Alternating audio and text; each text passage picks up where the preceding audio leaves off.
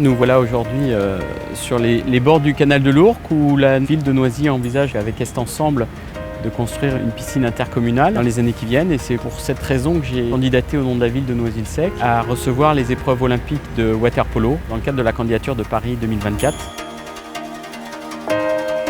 Accueillir les Jeux Olympiques 100 ans après la première médaille d'or à Paris en 1924, c'est une chance pour tous les Noiséens. La candidature de Noisy-le-Sec, évidemment, on la soutient dans le bâtiment parce que quand le bâtiment va, tout va. La piscine de water polo à Noisy-le-Sec, je pense que c'est un élément fort de communication pour le territoire, pour l'identification des jeunes et pour la reconnaissance de la Seine-Saint-Denis, pour changer d'image par rapport à ce qu'on a vécu jusqu'à présent. Je suis moi-même maman de joueurs de water polo. La Fédé nous demande de jouer ces fameux matchs en élite sur un bassin de 50 mètres. Qu'actuellement nous avons une piscine à Noisy-le-Sec qui fait 25 mètres. Étant noiséen de naissance et ayant fait tout le cursus de la formation au sein du club du CNN, j'éprouve une immense fierté, bien évidemment, à accueillir les Jeux Olympiques, qui est une compétition incroyable. Comment dire, ça serait magnifique d'avoir ce projet qui verrait le jour dans le secteur. Forcément, on est derrière, on soutient, et si on peut faire quelque chose, on le fera avec plaisir. Donc la piscine est déjà prévue, elle est conçue. Donc ça évitera de faire des dépenses, de créer une piscine ailleurs spécifique water polo, puisque celle-là sera présente. L'intérêt de ce site, c'est déjà qu'il y a de la place, c'est que la piscine sera là.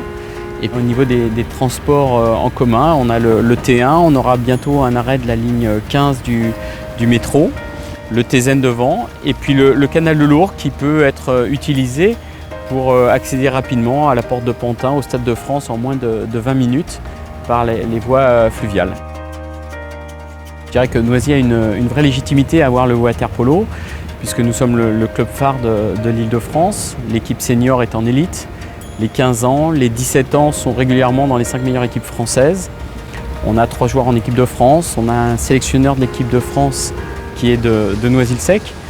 Donc Noisy égale water polo égale Noisy. Le site est là.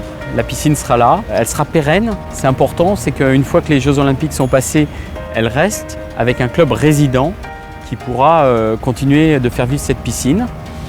Et puis l'intérêt du site, c'est qu'il y a Bobigny de l'autre côté du canal de l'Ourcq, il y a Bondy de l'autre côté du pont de Bondy.